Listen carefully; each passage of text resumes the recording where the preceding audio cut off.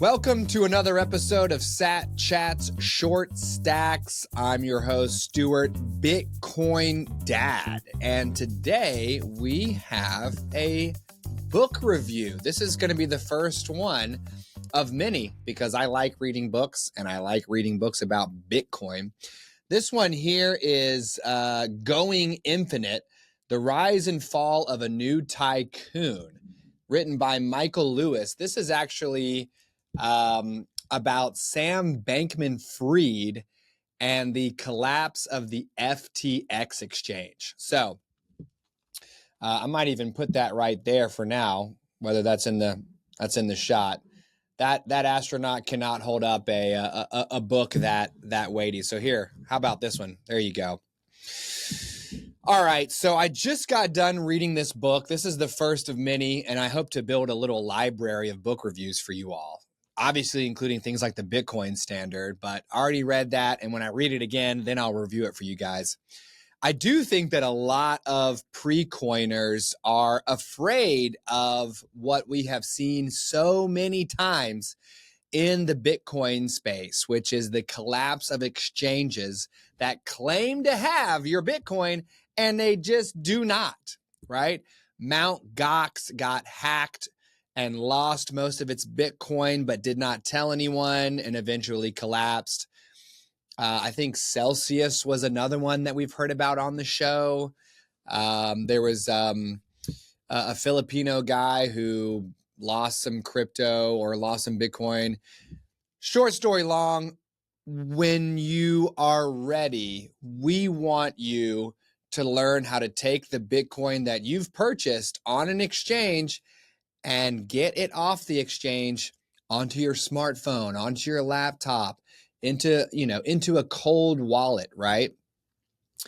So this is another one of those cautionary tales of what happens when you trust an exchange, right?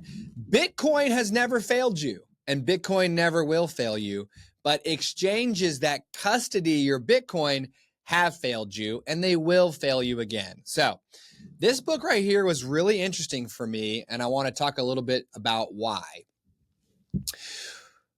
All I knew before reading this book was that there was a guy named Sam Bankman-Fried, or SBF, and that he had basically spun up a cryptocurrency exchange that went to the moon and then crash landed super hard.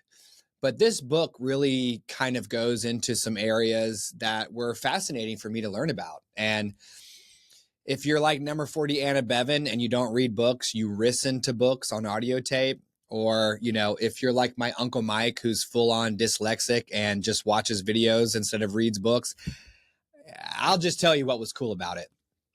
The first thing that was really interesting for me is that Sam Bankman-Fried basically could not feel any feelings as a human being and was he kind of felt like separate from other people.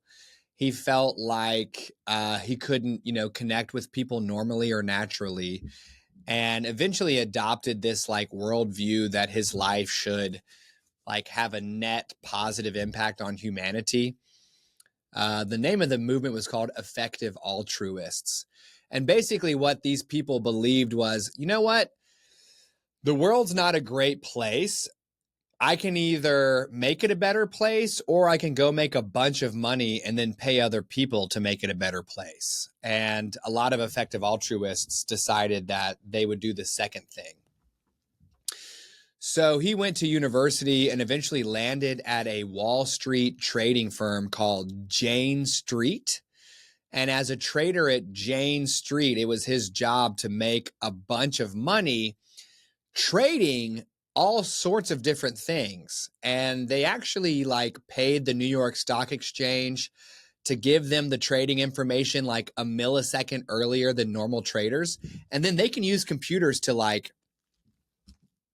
conduct a bunch of trades very quickly and make a bunch of money before you all can even get a chance at it. And that's why I say, don't be a trader. Just buy Bitcoin like a dollar cost average. Buy $50 a month, buy $50 a week, buy $50 a day if you can, and just let it build up over time, because there's so much nonsense occurring in these high-powered trading markets that like you as like a Wall Street bro and like you're pulling up your phone to try to trade, you're already getting like the burnt husk, when it comes to you. So he learned a lot about trading, and then he went on to learn about crypto, and he recognized that crypto exchanges were super inefficient, and he could buy crypto at this price in the United States and sell it at that price in South Korea, make a profit, take the profit, buy the crypto in the United States, sell it in South Korea, and just take advantage of like arbitrary inefficiencies in the marketplace to make millions and eventually billions of dollars. He created FTX as an exchange that could basically trade crypto futures, which was something that could only be done in a very risky way. And he had the technology to prevent it from being as risky as it was. So the exchange went to the moon. They made so much money. They set up in Hong Kong. Then they moved to the Bahamas. They were spending millions of dollars building super nice houses for employees in the Bahamas that were basically peopled by 20-something-year-olds who didn't even care how nice they were. They bought like a tungsten cube for millions of dollars that's, only this big but weighs 2,000 pounds. I mean, it was nuts. It was nuts. Something that was super interesting that I learned was that at one point, Sam Bankman-Fried considered paying Donald Trump not to run for president. And allegedly, there was a back channel between SBF and the Trump organization that surfaced a number. And that number was $5 billion. So, well, I don't know if it's true or not, but the author of this book talked about how there were talks for Sam Bankman-Fried of FTX to pay Donald Trump $5 billion not to run for president. That was crazy. And then near the end of the book, it gets really confusing because everything's going great. They're making a bunch of money trading cryptos, and then like everything crashes. Everyone flees the Bahamas as if it's like a volcano going off. Clothing left in place, food left in place, things left behind. Sam Bankman-Fried inexplicably just continues to hang out in the Bahamas until he's arrested. Like billions of dollars are missing, but no one can figure out why. And ultimately, the lesson of Michael Lewis's Going Infinite that I took away is to take custody of your Bitcoin, right? Sam Bankman-Fried was trading in Bitcoin. He was trading in cryptocurrencies. He was creating his own tokens as well. I mean, he was all in that crazy space. And ultimately, the Bitcoin and the cryptocurrency that they claimed to have at FTX was either over in his own personal piggy bank called Alameda Research, or it wasn't there at all.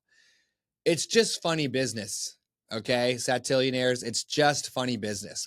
When you buy Bitcoin, buy real Bitcoin and make sure that it's in your wallet. You can buy real Bitcoin from exchanges like Coinbase and Gemini and Kraken and River and Fold. You just need to take the extra step of pulling it off that exchange into your own wallet.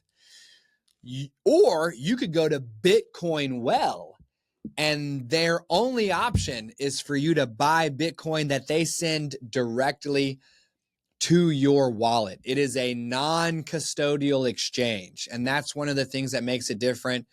Bitcoinwell.com/satchats is our little landing page with a video message from us about why Bitcoin and self-custody is important, why Bitcoin Well does it the best of anyone out there, and you can sign up to buy from them, okay? And it'll support our show. So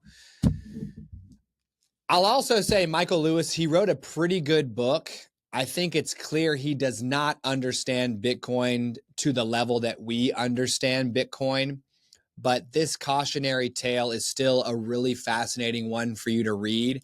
And when you're done reading it, I guarantee you will not leave your Bitcoin on an exchange for any significant period of time before pulling it off into self-custody. So I think we're going to try to set up a link for you to buy that off Amazon through like our affiliation, but I don't know if we're there yet. At some point, you'll be able to go down to the show notes and click on a link to get this book for yourself, and you'll be supporting our show. You can also look at other ways to sponsor and support us down in the show notes below. Remember, Sat Chats Short Stacks is for educational purposes only and should not be construed as financial advice. We'll see you on the next one. Bye-bye.